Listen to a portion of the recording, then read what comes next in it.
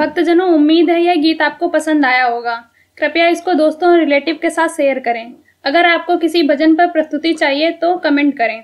हम आपके लिए इस चैनल पर उस भजन को प्रस्तुत करने का प्रयास करेंगे। अगर आपने हमारे YouTube चैनल को सब्सक्राइब नहीं किया है तो तुरंत सब्सक्राइब करें और बेल आइकन दबाना बिल्कुल ना भूलें। धन्यवाद।